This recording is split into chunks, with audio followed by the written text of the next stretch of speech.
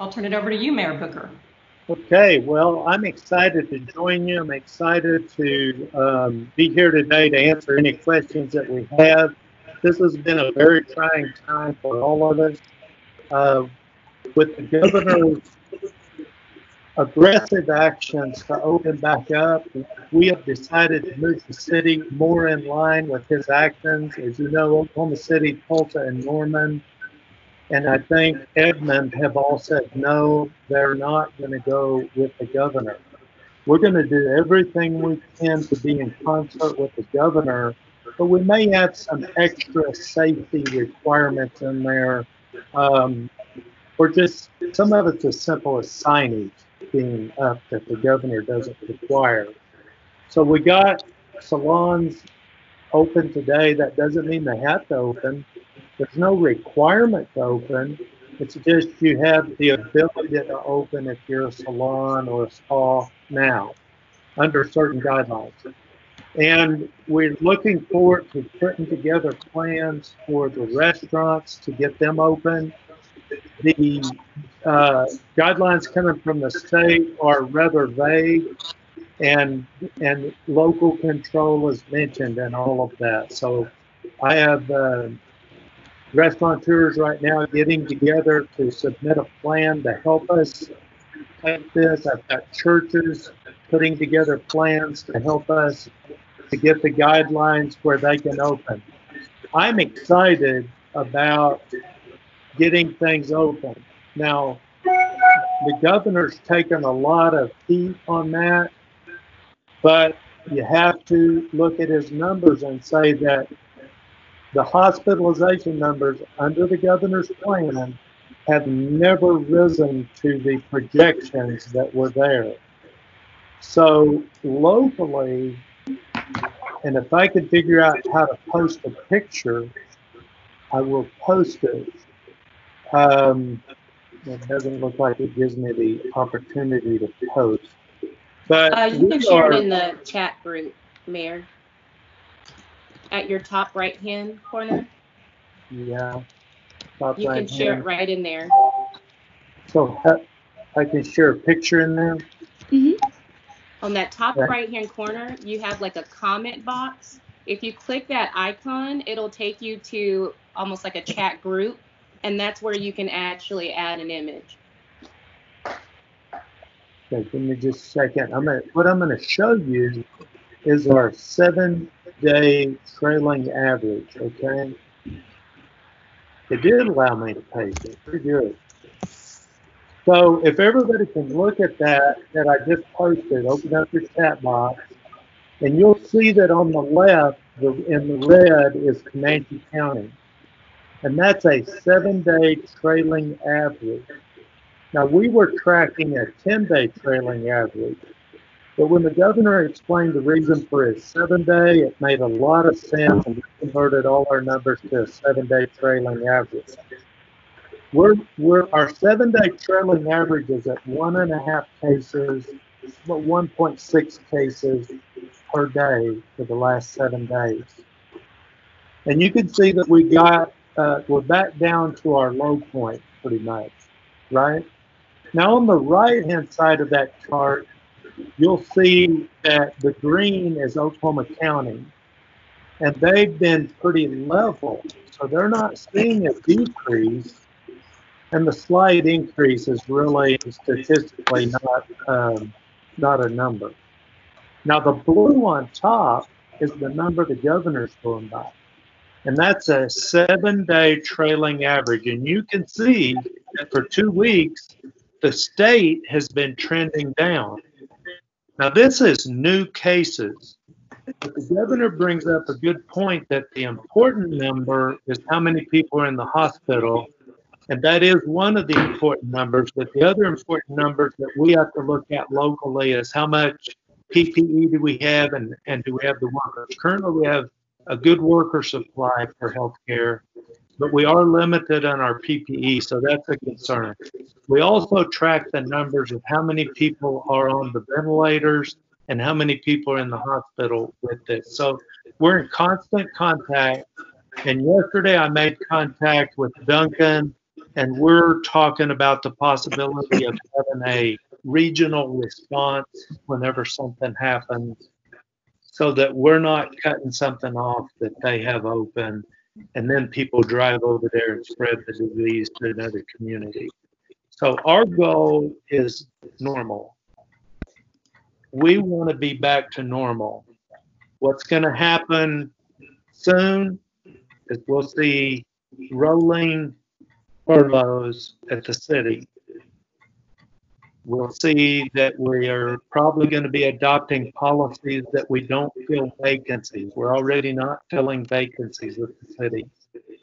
There's a chance that there could be layoffs.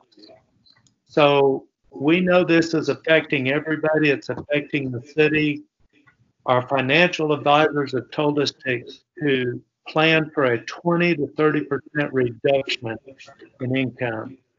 So it's affecting everybody. Totally a surprise. 6 weeks ago, we were riding the high wave with the passing of the CIP and the TIF districts and the money they were going to give us. And it's put a lot of things on hold, but it doesn't mean they're over. And we need to get this economy going again. And this is the mode that we're operating in from here forward, is trying to keep this manageable. Here's the direction we got from council was to get with the governor, and we have, with the exception of a few safety things like sneeze guards and signage. And we want to go that way. If we get to the point that we have to pull back, that's not good. And that brings back the past 6 weeks, 5 weeks. So we've got to move towards this phase of what I call personal responsibility. We've done a great job of limiting our movement and doing social distancing, and that's what works, social distancing and sanitation. And we all have to go into this phase promoting that with not only ourselves as the proprietors, but with our employees and with our customers, so that we don't get this spike back up that so many are expecting and predicting. Nothing would please me more than to never have to pull back and say, see there, we can live with this. And this is what we have to do. Learn to live with this virus going forward.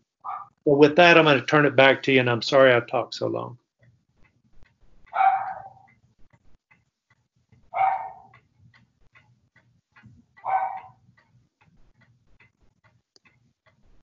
So I don't hear anything. Yeah, Brandy, we don't hear your voice. Sorry about that. I've got to unmute myself. But that's definitely, thank you. We appreciate that. And it looks like Woody got kicked out too. Give him just a second. Get her back in here. Okay. So Woody, you should be back in the line. Right. All right. She's connecting now. Okay, perfect. All right. Thank you so much, Mayor, for your remarks. It's so important that we understand what we're working with in this instance. And with that being said, that's where we're going to draw our influence and our insight on how we can best prepare a business plan for reopening. So before we actually dive in, I just want everyone, all of our panelists that are on the call, to just kind of provide a brief introduction, who you are and what resources that you may have that could be of assistance to some of our business owners. James, do you want to start us off? Yes, ma'am. Thank you very much for hosting this from the Chamber and everyone participating today, because this takes a community effort for the success for that. I will introduce myself, James Taylor, a Small Business Management Coordinator, as well as my partner that will have the opportunity to discuss it as well, Lynn Null. We're both small business management coordinators from Great Plains Technology Center, Economic Development. One of the key parts that I wanted to discuss today when we have the opportunity is in this reopening challenge, what would be 5 tips to think about for getting back to business? And I have those to share here once we get through the intros. Okay. Angel? Yes. Okay, I'm here. I had to unmute myself. I'm Angel Melvin. I'm the owner and CEO of Light Alive Marketing, and we have been affected, of course, by the situation as well, but we have been operating the whole time home base. We've been home for over a month. In the meantime, we got to deal with a lot of different types of businesses in different industries that were affected by this crisis in different ways, and we have helped businesses pull through it in a couple of different ways. And we have learned to adapt, of course, but to also share what we have done as a business with other businesses. So it's been really interesting for us. We have learned a lot, but we've been able to, give some of that experience and some of that knowledge to other businesses as well that may not have been able to go digital like we have. So it's been interesting. Definitely. Thank you so much. Yvonne. Thanks for putting this together, Brandy. My name is Yvonne Landmark. My husband, Jim, and I are the owners of the UPS store and the print warehouse. Our situation is a little bit different. We were actually deemed essential businesses from the beginning. So while we have sheltered in place, it's been in our place of business. It's been challenging and rewarding and frustrating and all the things that, to the mayor's point, I cannot stress enough how important some of these measures are. We have been blessed beyond measure to report that we have had no reported cases of COVID within our employment, and very happy to say that our employees wear masks and gloves within the store. We provide hand sanitizer thanks to Cosmetic Specialty Web, and we actually have sneeze guards up. We have everybody pretty much on a cleaning clock. We have reduced hours just for the health and wellness of our employees, and I've got the other things I'm happy to talk about later, but taking enough time. Thank you.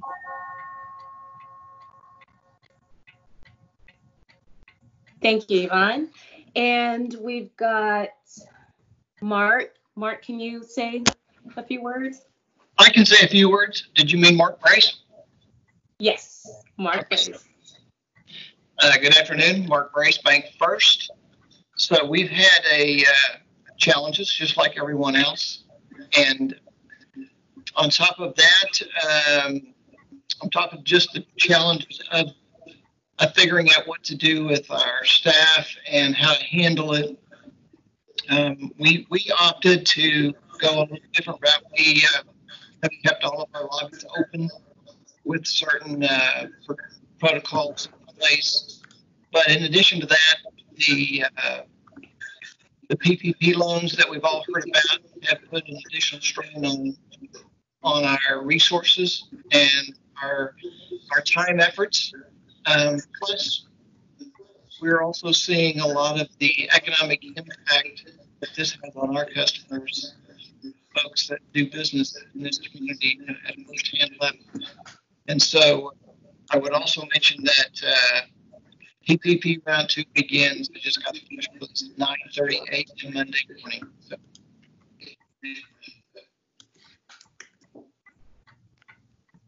I'm done. Okay, excellent. Thank you, sir. And Vincent, would you like to introduce yourself? There we go. Hey, everybody, I'm Vincent Saylor. Get off mute. There you go. So, hey, everybody, I'm Vincent Saylor. I'm the owner and agent of Vincent Saylor State Farm. Obviously, we've had our challenges as well, just like everybody, kind of having to adapt to some adversity and things like that. We've been basically working remotely, but we're capable of working full time 100% remotely. So we've kind of kept that schedule going. potentially by appointment only when it comes to the lobby. But for the most part, we've been working remotely to kind of help people through these times and whatnot. Obviously, Mother Nature didn't give us the best bit of advice the last couple weeks there with some of the hailstorms and things like that. So we've had to stay open, obviously, to make sure that when that unexpected happens, we're there to kind of get people back where they need to be and things like that. So that's thrown another little kink. It's been a little bit more difficult since we're not in the office to kind of handle some of those claim things, but we've got everything filed now. We've got everything kind of looked at and things along those lines. So made it a little bit challenging, but learned a lot about our business as a whole, and then about my team that works with me as well, as how well they can handle adversity and adapt to those certain things. And I mean, I think that's how everybody has to react to this. We just have to adapt and figure out. I know you hear the term, the new normal, whatever that may be, but I think just adapting and to the situation and just letting it kind of work itself out. And I think everybody in the community so far has done a great job with that, and look forward to getting back to where we were several months ago, and like you said, back to normal and things along those lines.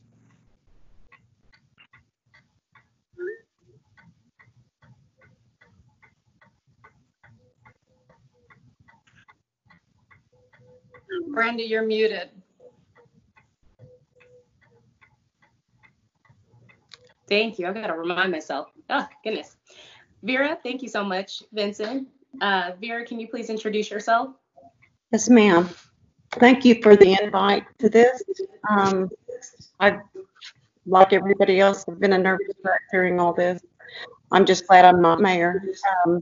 I have the Silver Spoon downtown on City Avenue and Atlantic Red here in Gore. And having both businesses in this industry at this time has been very trying. So we'll just see what our local government says to do, and we'll abide by it. And our management team has already talked about different strategies going forward. And of course, we'll have to adapt them according to what we hear from the city council and the mayor's office. Absolutely.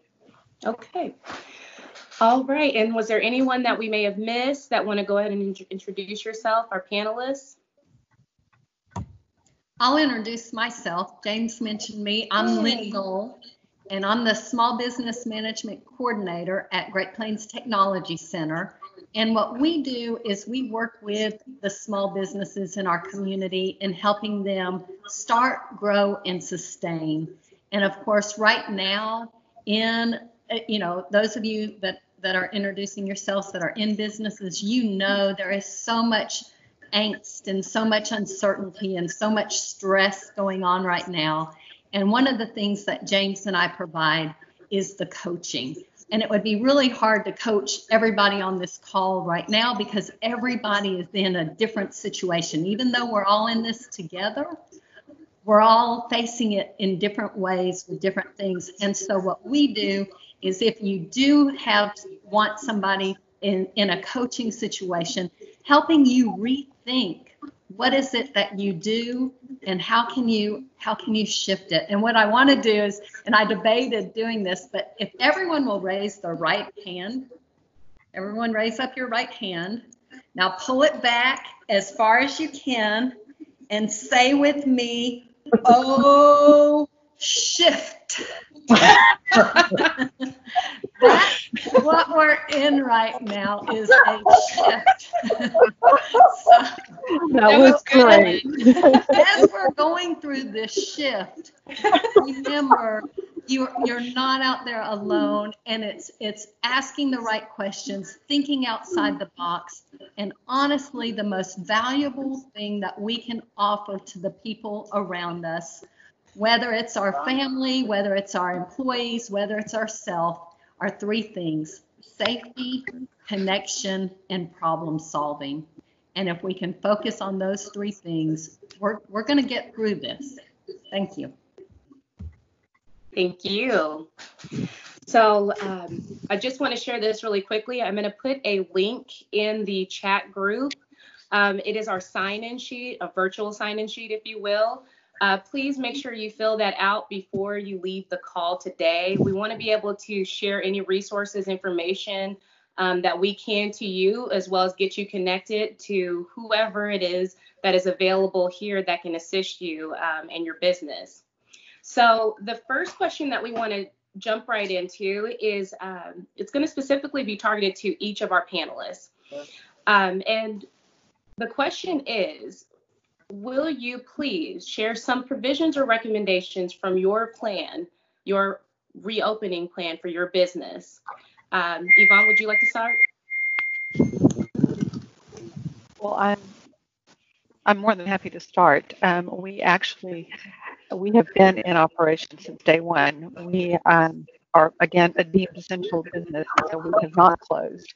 Having said that, because we are a franchise, we were offered some support, signage and things like that from corporate, but for the most part, there are 4,500 of us, so we're all over the map, literally all over the states, and different states had different restrictions and guidelines. So a lot of it, to be frank with you, we were on our own, but we were very grateful for our state, county, and local government and the assistance that they provided in guidance and what to do and how to do things. After a lot of consideration, we revamped the way that our store was laid out so that our employees had maximum control over the number of patrons that came in at one time. We started at 5, we went down to 3 so that our employees could feel comfortable and that other customers could feel comfortable. This was when we first heard the term social distancing, so none of us were really familiar with what that meant, and a lot of folks don't understand what 6 feet means. So we actually put blue X's on our carpet with painter's tape so that people would understand, if I'm here, you're here. If I'm here, you're here. We got some strange looks. In fact, we went out onto the sidewalk with it so that people would understand exactly what 6 feet apart meant. We also, for our employees' safety, we were using bleach and hand sanitizer and things like that to clean. So we went to gloves we tried several different kinds of gloves. We actually got some from a local janitorial supply company that are working really well. My guys have a little bit different one, but we went through a couple of different gloves. We've also got them in masks for their own protection. Did a little bit of research. Actually, our mayor shared, I guess it's been a month ago, a really good video from a doctor at Cornell University on the importance of masks and not being so much to keep you from breathing the same air, but keep you from touching your face with your hands when they were contaminated. We've got, we have the sneeze cards up at our point of sale. A lot of this was, to some people was just overkill, and we've actually had some interesting conversations, customer to customer about this is too much, this isn't enough, or whatever. And what we have maintained is number one, we're following state, federal, and local guidelines, and number two, we're doing what helps our employees feel safest. And for Jim and myself, that's kind of been the biggest, the most important. There are VIPs right now, are very important to us, and we want to serve them. But with unless our employees are healthy and not just physically, but also mentally healthy, they can't do a good job. So our folks are on the front line and have been on the front line, and we're trying to reward them as best we can. But making sure that our employees are healthy and safe, and making sure that our customers are informed and actually feel good about walking into a store where they smell disinfectant like crazy I think is a good thing. 99.9% of the people who have walked through the doors of the UPS store have not only been kind and appreciative, they have I think they felt safe, and that's been really important to us.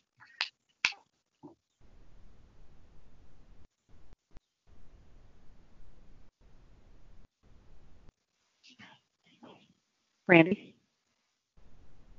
Brandy, you're muted.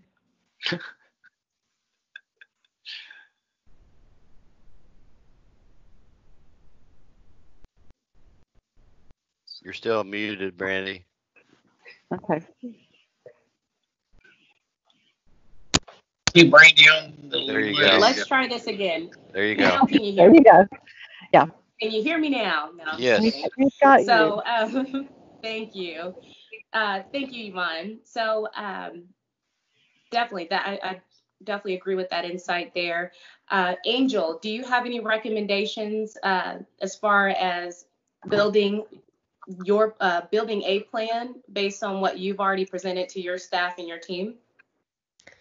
Yes. So as a business like ours, we are luckily, fortunately, we are able to operate at just about 100% remotely. I mean, we can do anything that we usually do. We're just not going to be face-to-face meeting with clients. We can meet with clients on, video software. So we have been able to do this for some time, and our plan is to wait to go back to the office, just based on the fact that it's not crucial for us to continue doing business. Our business has not been affected in that sense. In some other ways, yes, but not as far as our daily operations go. And so for us, I feel like waiting a little bit longer makes sense because we can.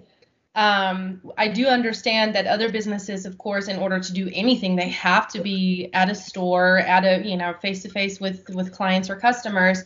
But I would just highly recommend for businesses who are able to do what they do remotely to just wait just a little bit longer, just to kind of ease into it and just take a little bit of extra time just to try to eliminate some of, what some people are worried about, that it may have bad effects. So, the ones that are for the businesses where it's crucial to be at their location, by all means, I think that's definitely at this time something that they need to be doing. But for us personally, and any businesses that are able to do this, I do think it just makes sense to just wait a little bit longer. And so that's what we recommend to others as well. Utilize any digital ways that you've been using. I mean, software like Zoom or like Microsoft Teams to communicate.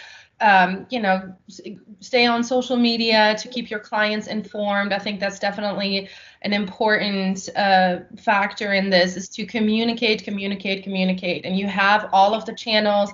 Social media is free. Anyone can use it. Keep your customers informed. Everyone's looking to see what's going on and who's going to reopen when. And I think that's going to be key also when the time comes that it makes sense to reopen, to be able to announce that and to let the world know this is what we're doing. So I just highly recommend utilize all the different ways that you have as a business. Utilize your website, utilize your social media, utilize your other software that you have at your hands to continue doing what you're doing, and take your time is really I think that's really gonna benefit businesses to ease back into it too. And so our plan to go back to normal operations is really just take it one step at a time. The next step, at some point when we think that it's safe and everything seems to have calmed down, we're probably going to start going back to our office. We have a brand new, beautiful office that we haven't really spent any time in. So we would start going back, but in the beginning, of course, we would try to keep down the amount of meetings that we have at the office. So it'll be just a little bit at a time, going back there and then slowly starting, maybe having some meetings. We're going to keep a no handshake zone for a while. And so just as we see that things are okay, that the rates of the virus are going down, and then hopefully maybe in some months of time we'll be back to being able to do that. But I think just taking it slow. I feel like it's okay to take it slow for a lot of businesses, and for some they have to rush. But yeah, if you can take it slow, that's my main advice on that. Absolutely. Thank you, Angel. So James, I'd like for you to weigh in on this as well. What recommendations or provisions that you have or suggestions that you have in developing that plan from the educator's perspective? And as I mentioned before, reopening challenge, 5 tips to think about getting back to business. Business as usual may look very different after this pandemic. Companies that are preparing to reopen in the coming days and weeks still need to be in their survival and transition mode if they want to outlast the impact of the pandemic. While emergency relief funding is coming, as Mark had mentioned, for many companies in some regions of the U.S. that are expected to reopen in a matter of days or weeks, business owners must focus on keeping their companies afloat during this reopening environment. We've got to start thinking about how we start planning for the spotty, sporadic opening and how we reach across our vendors, our customers, our employees to begin to function again. Here are 5 things. 1, think wisely about cutting costs. While businesses in a cash crunch often start making cuts to reduce costs, doing so could potentially be detrimental in the long term. Before you make cuts, run through your financial projections. Companies ultimately need to think about growing their way out of this crisis. Again, companies ultimately need to think about growing their way out of this crisis. Every cut that you make is going to cut your ability to generate revenue to keep your business going, which is something you may not want to be doing right now. That is, you do want to grow, but not necessarily cut. How do you bring your employees back? That's a transition process too. Recently laid off employees are now collecting unemployment benefits, and some are receiving an additional $600 per week through July as part of the federal government stimulus package.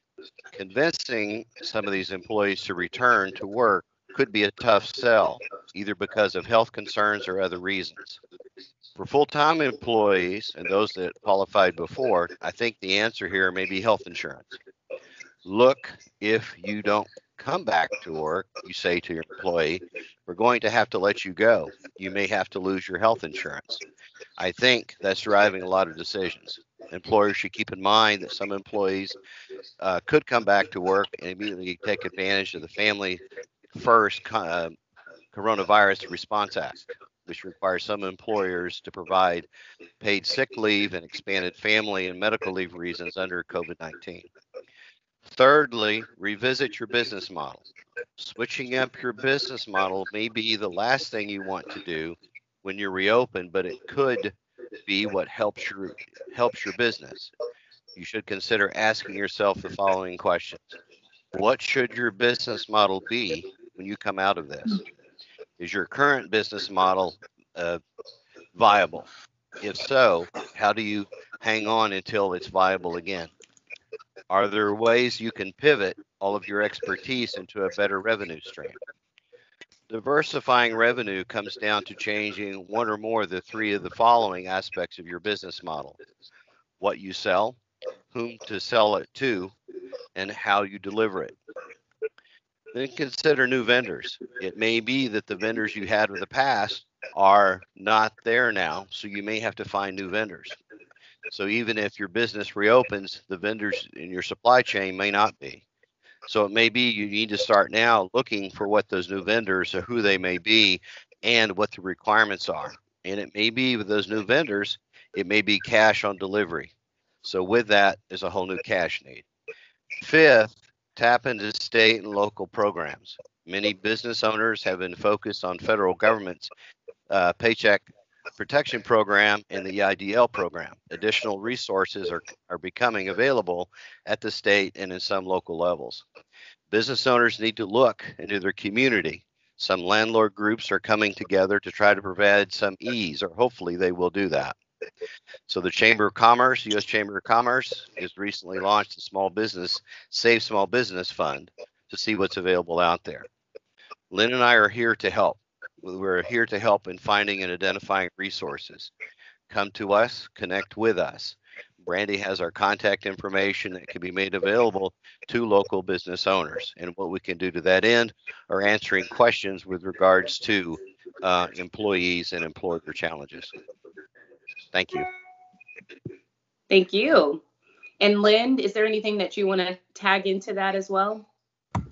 I just think that right now's the time for a business to take a 360-degree look at your operations at your customer relations, at your organization, and at your business concept. And it's that time, like I said, to shift. And some things will work the same, but there are a lot of things that you've always done that are not going to be able to do that way. And so that's where it's helpful to have somebody, to have James or I, or a coach, helping you look at that business, look at it in a 360-degree view to see what you need or don't need. I was on a conference the other day, and somebody was saying, oh my gosh, it would be a terrible time for somebody starting a business. And somebody else piped up and said, no, we're going to see a lot of new businesses that weren't needed 2 months ago.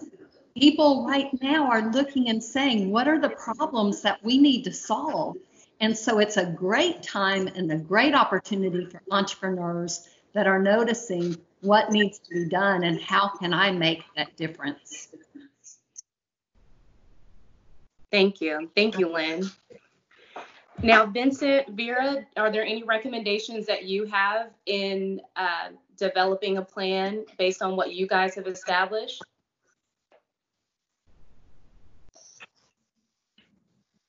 I would kind of echo what Angel was talking about earlier. If you're able to work remotely and handle things along those lines, I'd stay the course there for a little while longer, just kind of see how everything plays out.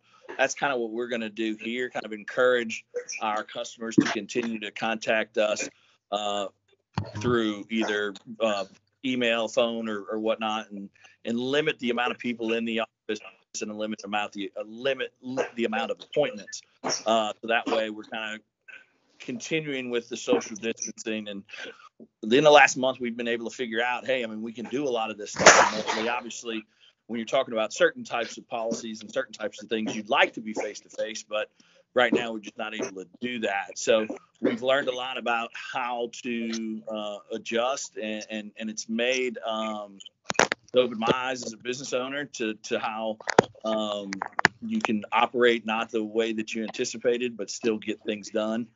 So, I mean, I think that's the most important thing, to kind of continue on that curve so that way we can get this thing out of here and get back to life as normal, and hopefully maybe have a football season or two and get things rolling. Brandy, can I add something to that? Yes, please. Yes, please. Definitely. So on that note, one thing that I forgot to mention is just that I think it's important to take what businesses have learned during this time, where they can shift things to being online and still being able to operate, and just keep some of that up. You know, just because you're used to doing stuff on a piece of paper, you know, if it was something that you could shift to a digital format now, because you're going to find yourself being so much more flexible as a business. I mean, I tell my employees, if somebody has the sniffles, I tell them stay home and work from home today. Don't bring your germs here, you know, and that's outside of Corona. That is just, you know, protecting us as a team. Or if there's a bad ice storm, or, you know, it doesn't shut down the operations necessarily. And I would just highly, you know, urge business owners to, you know, whatever they have adapted to now, just think in moving forward, and how can you apply that to the future too, and not just during Corona, you know, and how they do their marketing too. Of course, I'm speaking from a marketing standpoint as well. What have they learned during this time, and how can they implement that in the future, and, you know, how everything is going digital. So I think it'll help businesses down the road too. I think it's from that aspect, a good learning experience to some extent too. Brandy? I think she disappeared. Well, I'm going to put in while we're waiting for Brandy to get back, I'm going to put in a shameless plug for the chamber. I think that now is the time to tap into every resource that we have. We've got at least 20 people on this call. We have over 700 members of our Chamber of Commerce.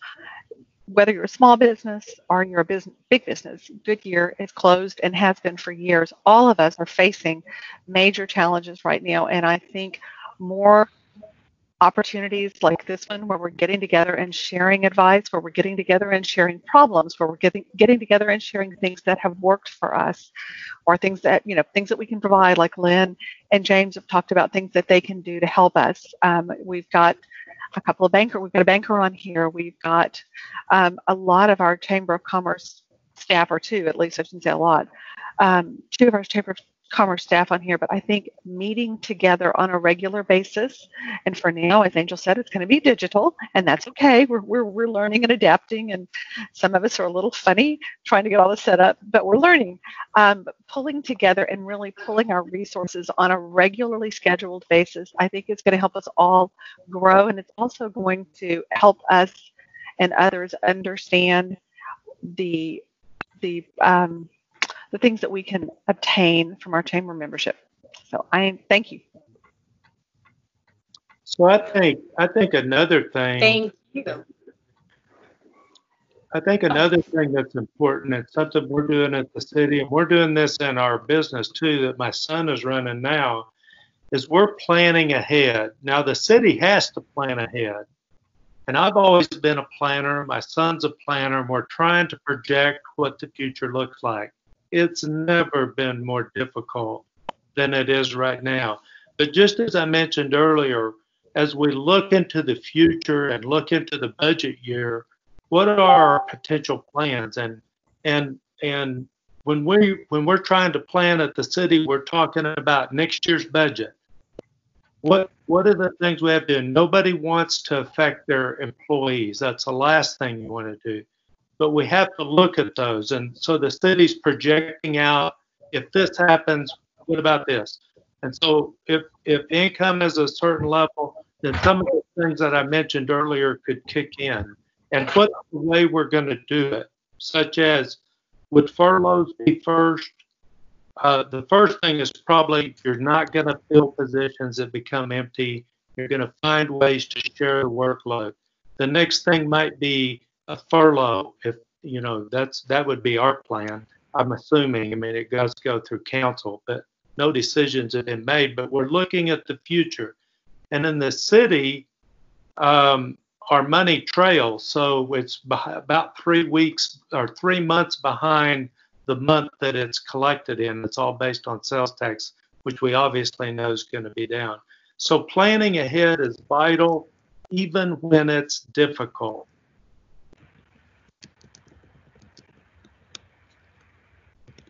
Thank you, Mayor. And that actually led me into the next question that's really directed towards you. Are there any specific requirements that we need to make sure are included in our plans as we prepare to reopen business? Never before in my life have I had to make so many decisions so fast. And so it's very difficult to give a definitive answer. I will tell you this, the health department is putting together, for the restaurateurs online, the health department is putting together a class. It will be an online class for how to do things during the COVID crisis, and how to open back up, and how to be safe, and how to avoid that spike or echo effect in the COVID numbers that would cause us to have to go backwards, because none of us want to do that. So that and signage is really the main thing that we'll be doing as we go along. Wherever there's a cash register, there will have to be a sneeze guard installed. But other than that, we'll do everything we can to stay with the state plans, although they leave a lot of leeway. There'll be some other safety measures, but they shouldn't be difficult to implement. And there will be that requirement to do the health department's online training for every employee before you open up. And I know it's happening fast. We've had 30 hours from the time the governor announced salons opening up to have everything in place. And, we try to work with everybody the best that we can. Brandy, can I jump in real quick for a moment? Absolutely.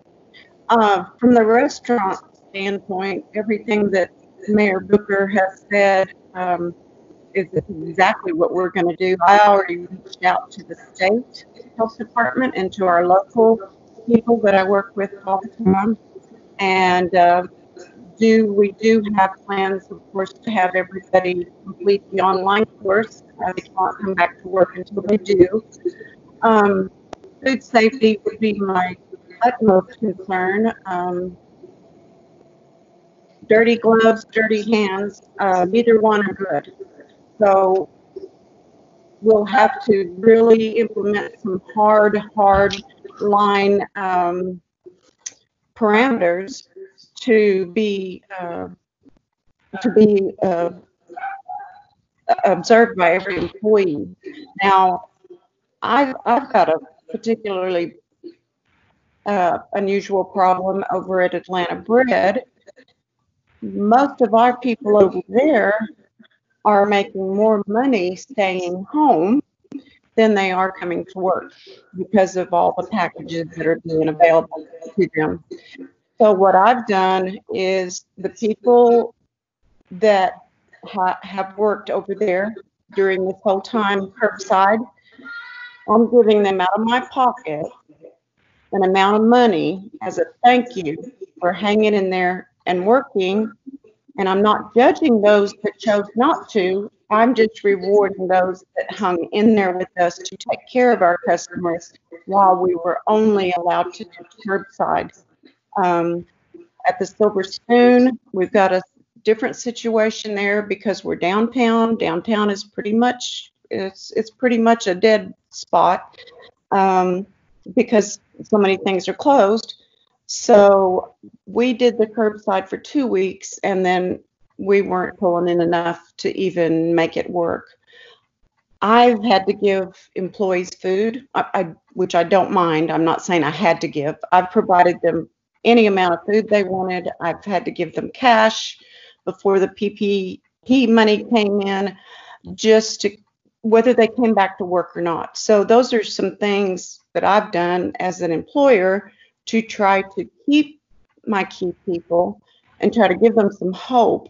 My main concern, and this is addressed to the mayor, is that if we reopen too soon and then we have another incidence of increase in the flu, or it comes back around, they're talking about a second round.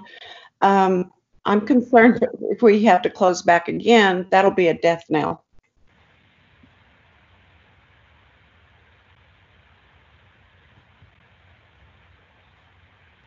I cannot Mayor, you'll have to unmute.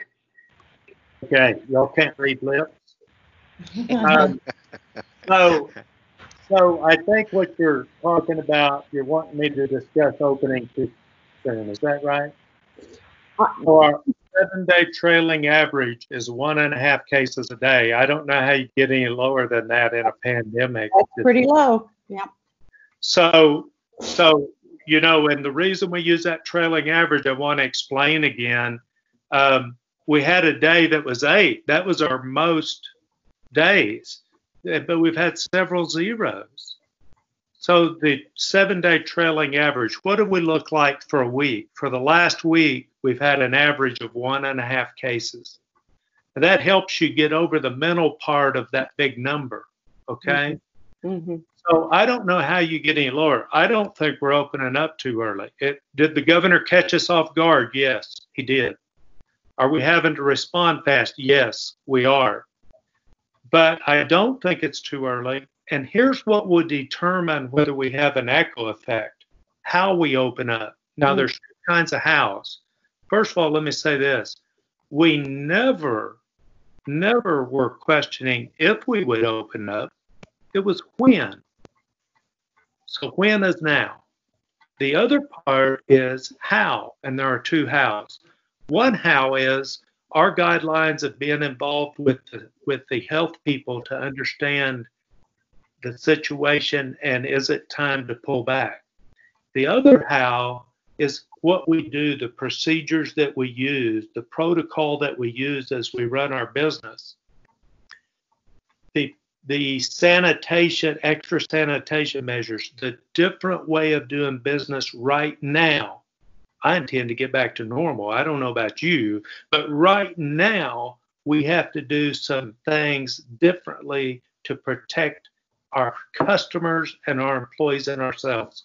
So that's what's going to determine the echo. It's not that we open too soon. How can you? It's 1.5 for the last week. You see what I'm saying? Yes, sir. When are restaurants going to be allowed to open then? We expect that to be May 1st, just like the governor's plan. Okay. Now, if the governor, if we were to get a spike in the state numbers, the governor may pull back. And what we're going to do is try to talk to him about regional approaches, because we don't want to be penalized for Oklahoma cities. We've outperformed Oklahoma City, Tulsa, Norman, Edmond, every bigger metropolitan area. We've outperformed them. We've outperformed every county that has more people than us, except Canadian County. And even though they have more people, they're spread out. Their largest city is 50,000. So we don't want to be penalized for Oklahoma City and Tulsa. So we're going to talk to him about a regional approach. And you know, he's a pretty reasonable guy, so I think he'll go for it. Did I answer your question? I'm sorry? Did I answer your question? Yes, I wasn't saying that May 1st is too early. I was just expressing one concern that I had, that, and I quit watching the news because it's depressing and you get too many talking heads saying too many different things. So whatever our city leaders decide, that's what we're going to go forward with. We, in both restaurants, sanitize all the time. People wear gloves. If I catch them or the manager catches them doing something unsafe, they're canceled, they're written up, blah, blah, blah. We're just going to have to be more, we're going to have to be harsher, I think, in the food industry, because you're touching people's food. We're talking among chefs and managers about delivering food to the table with gloves. Yes or no? There's just the restaurant industry is just so different. We can reach out digitally, like Angel said, but most of our customers buy with their eyes and their stomachs. They're not going to respond as readily to digital. So if May 1 is absolutely what we're looking for, in my world, it'll take us about a week over there to be prepared for that. And you don't have to open on May 1. No, I understand. But yeah, well, you may need to wait till May the 7th, May the 6th. It doesn't matter. Yeah, I understand. I'll tell you this. Every time I talk to the epidemiologist, and I believe you're going to hear this when you go through your training that will be required for the health department before you open. Every time I talk to the 2 epidemiologists that I'm talking to, they say the opening day is not going to be a problem. Everybody will be on guard. Mm-hmm. Every day you're there, you start, human nature takes hold and you start doing that. One of them mentioned that from Monday to Thursday, they believed they could tell a difference in people's attitudes when they went to certain big box stores. By Thursday, because we'd relax some things. And what happens is the message is when we relax some things, the fear's gone. So that's going to be the challenge, is keeping the diligence. That's correct. And we don't know when we reopen. We don't know if we're going to have 200 people or 20 people. Because I agree with you, I told the staff it's going to be slow at first. Are we going to be allowed to continue curbside delivery, or is that out when the restaurant reopens? And also, I don't think we're going to be covered up on opening day. No. I think it's going to grow, and it's going to take time to get people to where they're willing to take the chance. Here's the way I tell the story. I'm old enough to remember. I know you're not, Vera. I am too. I'm old enough to remember when the interstate was 55 miles an hour. Mm-hmm. And public decided that they were willing to take and drive 70. Yep. now we're 75 and we're talking about going to 80. I don't know what happened to that. Mm-hmm. When you walk out your door and get in your car, that you're taking on risk. Mm-hmm. How do we manage that risk? So the question is, and I feel like if I'm going to use a salon for instance, because I got a haircut today, by the way. I don't have many hairs, but I have a few, and I wanted them cut.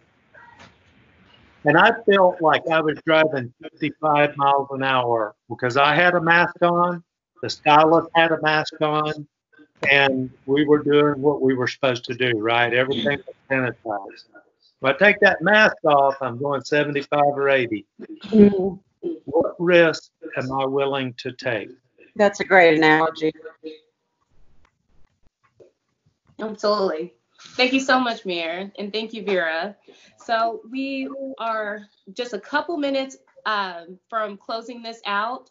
I definitely want to open it up to our participants. If you have any questions for any of the panelists, if you can put this in the chat box that we have at your top right-hand corner. We have time for just maybe one or two questions that our panelists can address here while we're still on. So we'll give you just a minute while you do that. In the chat box at the top right, if you have any questions for the panelists. Brandy, and while they're doing that, we might remind them that we will be posting some sample plans on our website and app after this, in case there are others out there in the community that need just a starting place.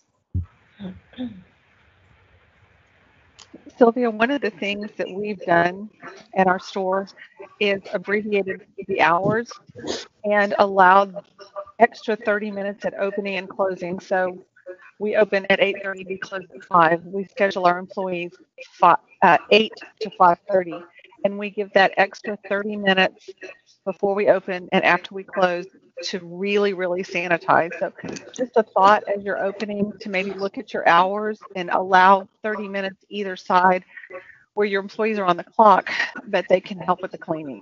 And that seems to help them, give them a sense of confidence too, that they're opening with a clean day. Mm-hmm. Great input. Well, I do have another question, and this can be just open to the panel.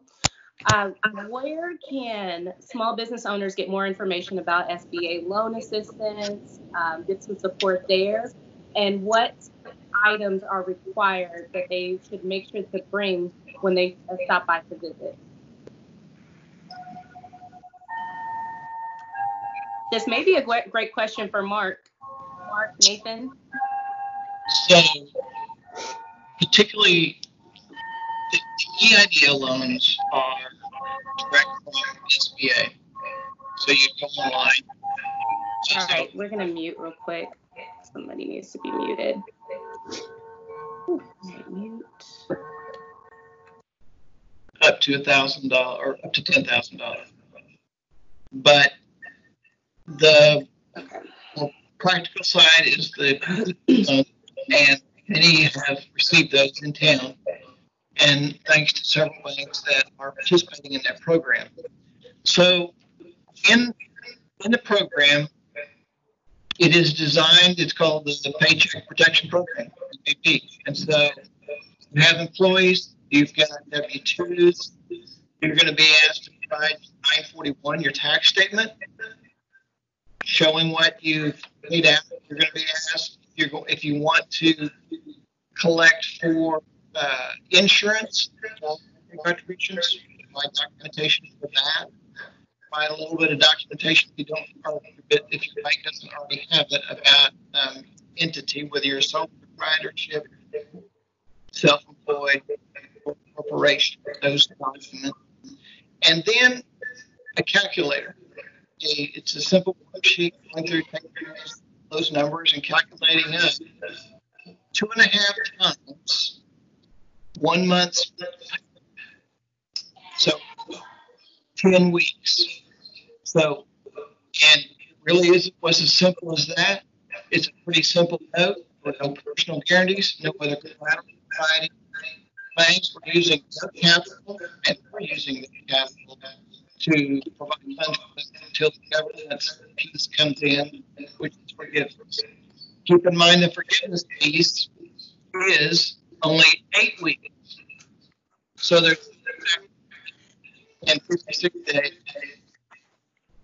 And that look back period will say, okay, how much did you pay?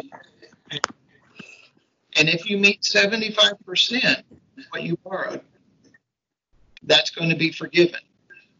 So there is still more guidance to come on the forgiveness piece. It is not yet written guidance form completely out on that. So while there's lots of seminars going on about the guidance, it's not yet finalized. So that leaves you 25% of what you borrowed to figure out, okay, how do we get 5%? Then you can add in your rent, interest on loans before February 15th, utilities, or interest utilities. Okay, so then you can add those in there to come up with that other 25%. If you do not have those calculations, you'll be expected to repay that approximately at 1% over what will end up being about the next 18 months. And that would be making a payment to the bank, wherever you borrowed it at. So you qualify it 2.5 times. You've got employees, you fill out the app, send it in, you get sent up, SBA approves it, you sign the note, you get your money.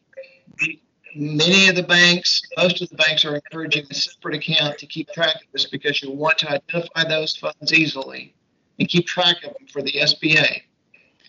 The onus for that documentation is on the debtor, the borrower. So that's the very important. That's where the burden lies. Unlike most times, it's always on the bank. This is on the debtor. So that's the general piece right now. I would say there is more to come on that. 9:30 a.m. on Monday morning, round 2 goes. It is widely expected because the SBA put in many more lenders in the system. So you went to thousands of lenders, and other lenders who are in the system have more portals open. So those funds are likely going to be exhausted within the first 48 hours. So you're talking about $310 billion that will likely evaporate.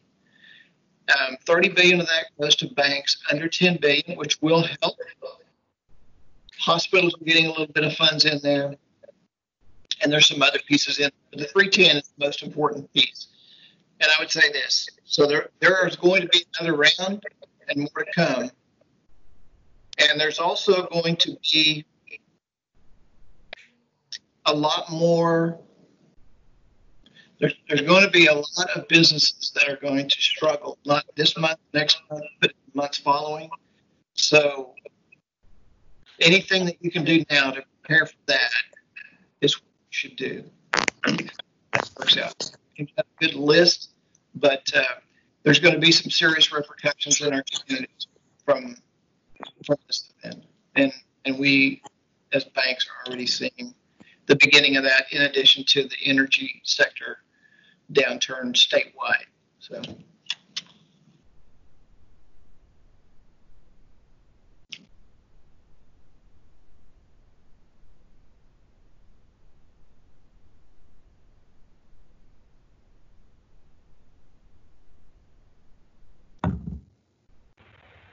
Brandy, you're muted again. I've got a note to self. I need one of those little things. So I don't see any questions in our chat box there. Oh, hold on. I got a ping there. Oh, no. Mark Brace, Thurston says, thank you so much. Awesome. All right, so I don't see any other questions in our chat box. So we're going to go ahead and wrap this up since we are now after the meeting. Thank you so much to all of the participants for joining the call, the panelists for being able to come on here and share some really good insight and recommendations so that our business owners, our local entrepreneurs are able to really develop a good cohesive plan for how they will reopen their businesses. I've got the sign-in sheet that is in the chat box. If you guys can please go in there, sign in, because we would love to share great resources, information to you, as well as the contacts of each of our panelists in case that you have a question, maybe later down the line, that you might want to share with them. Does anybody have anything else that they'd like to add before we wrap up? Woogie? Are you still on? Yes, thank you, Brandy. Okay. Thank you for putting all this together, and thank you for including the members. Thank you. Well, thank you guys. I appreciate you so much. Thanks, Brandy. Thanks, everybody. You. All right. Have a safe weekend. Bye. You'll have a great weekend. You too.